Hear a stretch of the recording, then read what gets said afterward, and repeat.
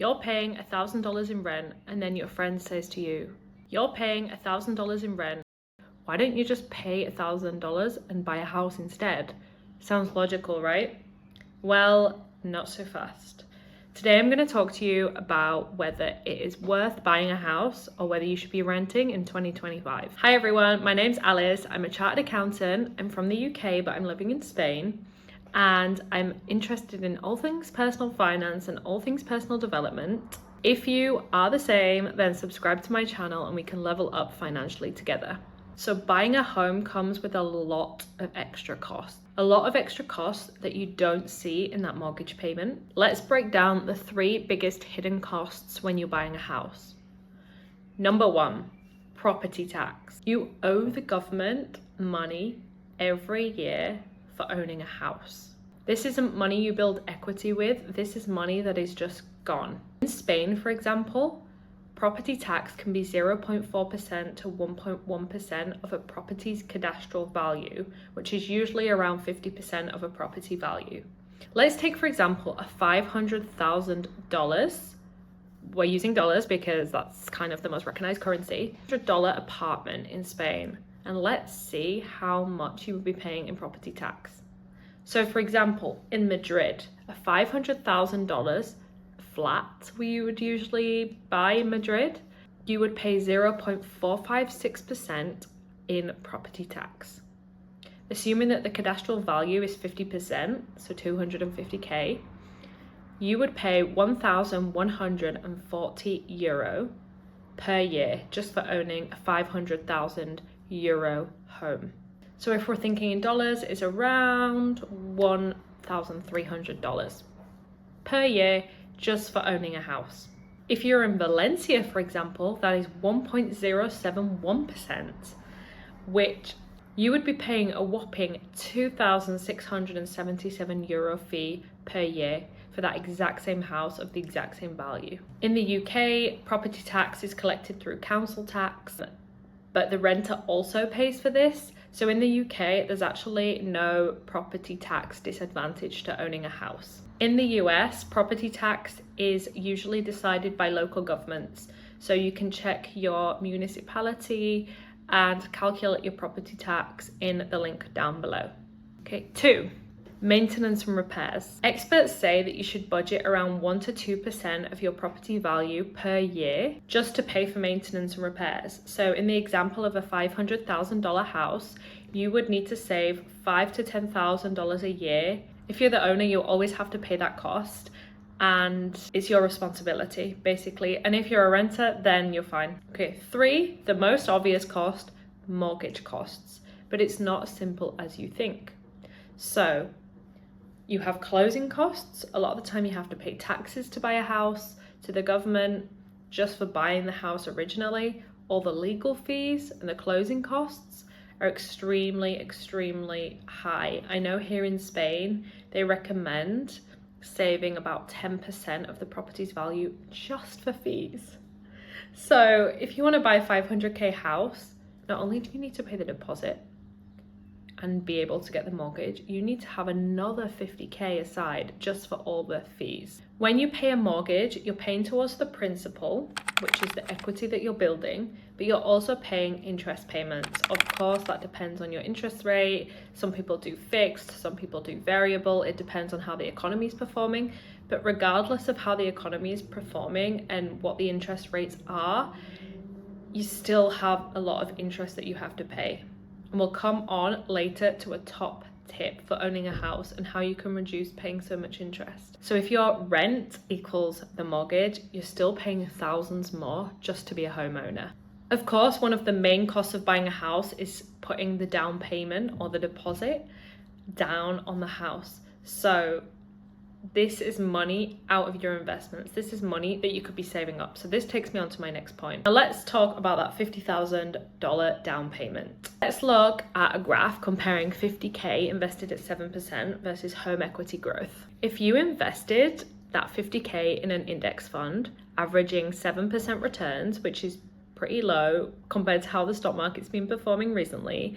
Some years in the last 10 years it's been at 25% if you look at like the S&P 500. If we just look at 7%, you could grow that 50K to 100K in just 10 years. Meanwhile, your home, well, appreciation on the home tends to be closer to 2% per year. Unless you live in a hot market, and that's something that we need to come on to. This is where nuance is really important. You could live in New York City, you could live in Alabama, you could live in a small town in the UK. It's gonna be different for everyone, and you need to do the research on your location. So I told you I'd tell you a top tip about saving money on your mortgage and saving money on paying for interest payments. So what about paying off your mortgage earlier? Say you borrow 300K at a 6.5% interest rate. Your monthly payment is going to be $1,896. If you add an extra $300 per month, which if you're in a couple could be $150 each, which in the grand scheme of things is so little, you would pay off your mortgage 7 years earlier and you would save on interest, drumroll, $97,000. That is pretty insane. From 150 euros each per month as a couple, and you would save $97,000 over your lifetime. What could you do with that money? You could do so much with that money. So yes, you can build equity. And for people who are not great savers, owning a home can usually be a good idea because it forces you to invest in something. For me personally, I feel like renting is great for me right now, but I'm making sure that I'm building equity in another way. A lot of people don't do that. A lot of people don't invest, don't save, and that's what my channel is for those who want to learn more about it or those who want to start. Okay, so why might buying still make sense? Even if renting makes more financial sense, there are non-financial reasons to buy a house.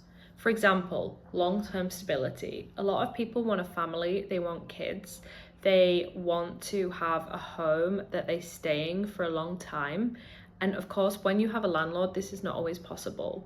The owner of the house, the landlord, as we say in the UK, could throw you out any minute. They could want to sell the house, maybe they want to give the house to someone else, maybe they want to rent it out to their children, which I've seen a lot here in Spain. If you own a home, no landlord can evict you. So it's a great for emotional and mental calmness, peace and stability. You can also of course customize and remodel your house, and you can make it exactly how you want it, which can really increase greatly your quality of life.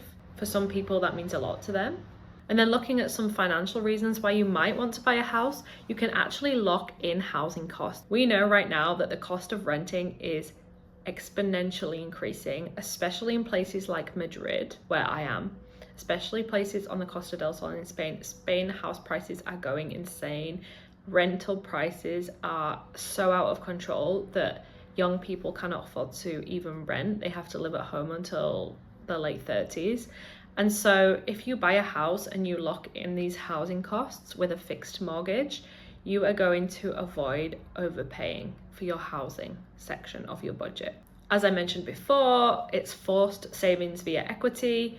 And in some areas, house prices actually outperform inflation and stocks. Again, this completely depends where you are. It's something that you need to investigate. Okay, let's move on to the pros of renting. Especially when you're younger, it gives you a lot of flexibility to move around. For example, I have been traveling a lot recently. I have moved between quite a few cities in my life so far, and I wouldn't have been able to do that if I bought a house. But if you rent a house, like you can leave basically when you want. For example, in Spain, we have a clause where after 6 months you can leave when you want. And usually you can find someone else to replace you because the housing market is so dynamic, and you can leave when you want. So flexibility to move is such a top one, and it's something that's really important to me, for example. The second one is no property taxes. So the building that I live in is kind of paid for by all the owners of the flats. I don't have to pay any of that. Of course, it's probably factored into my rent, but I don't have any property taxes. And because I'm not in the UK, I don't pay council tax either. Fewer responsibilities. So if anything goes wrong, I can just call the landlord. I just text him on WhatsApp and I say, hey, the boiler's not working. Hey, the blind is broken. Hey, do you know when the rooftop is going to open or something like that, and they have to take account of all of that. The same with the bills. They have to pay somebody to manage the flat, essentially, to manage my contract here at the apartment. They have to pay for that, and I can either message the owner or I can message the contractor and tell them when things go wrong. Another pro of renting that some people don't think about, and you really should check this based on your country, but in countries like Spain, renters even get tax breaks through deductions on their personal income tax. Now it depends, I think you have to earn below a certain amount, but you can get like up to 30% of your rent back on your tax return. I think this is pretty cool, especially because it's for under 35-year-olds. So it's kind of encouraging people to move out of home. But of course, it's different from country to country. So in conclusion, buying a house isn't always a good idea. It's not always a bad idea. But it's not as simple as rent equals mortgage. Just know the full cost, compare your options, especially based on your country, especially based on your city. And number 3, just make the choice that fits your goals. Leave a comment in the comment section down below. Let me know any questions that you might have based on your situation. And subscribe to my channel right now. Every week you will get personal finance tips on a really interesting topic that's going to dramatically improve your understanding of finances and hopefully dramatically improve your life and build your wealth. That's it for today. Have a lovely week. Bye.